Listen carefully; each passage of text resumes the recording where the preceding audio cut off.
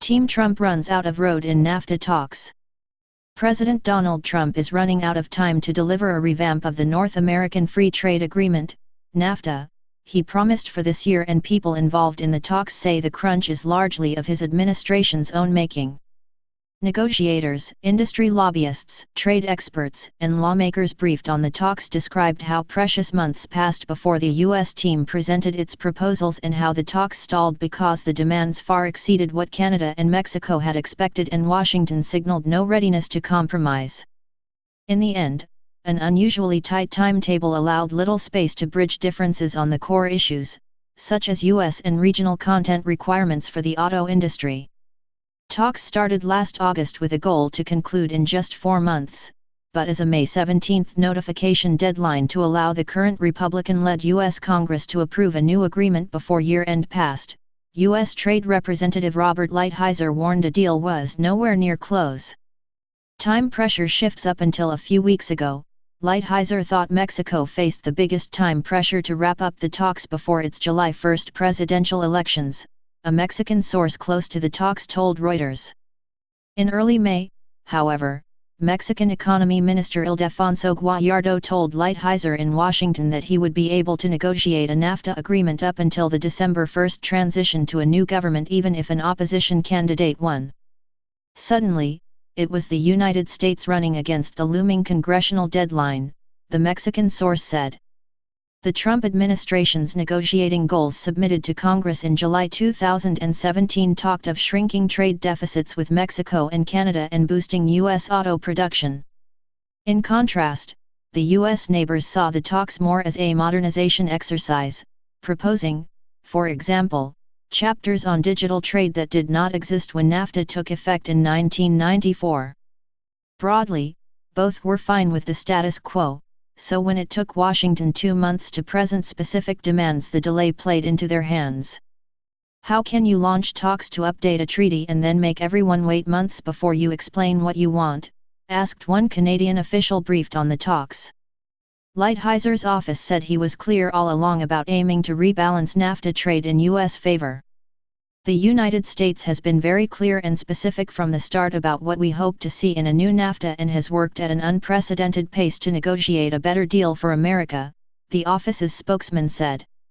When Lighthizer's team presented the demands in October, Canadian and Mexican officials said they amounted to surrendering decades of trade benefits, which they could not accept.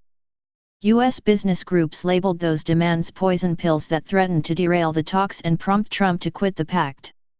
The key ones were, a steep increase in regional automotive content requirements, a demand for half the value of North American vehicles to originate in the United States, and a requirement to renegotiate the pact every 5 years. All remain unresolved, despite nearly 8 weeks of marathon negotiations in Washington in April and May, focused mainly on autos. Canada and Mexico had their role in running down the clock. It has taken Ottawa and Mexico 3 months to produce counter-proposals, drawing criticism from Lighthizer they were failing to engage. Canadian and Mexican negotiators argued they needed time to understand the logic of U.S. demands because they came without customary backup evidence and analysis. U.S. negotiators said it was the consequence of the extremely tight timetable. But U.S. Chief Negotiator John Mell privately complained to U.S. colleagues that Ottawa was deliberately wasting time on less essential matters, such as proposed new chapters on women's and Indigenous peoples' rights, a U.S. source close to the talks said. Canadian officials deny trying to drag out negotiations.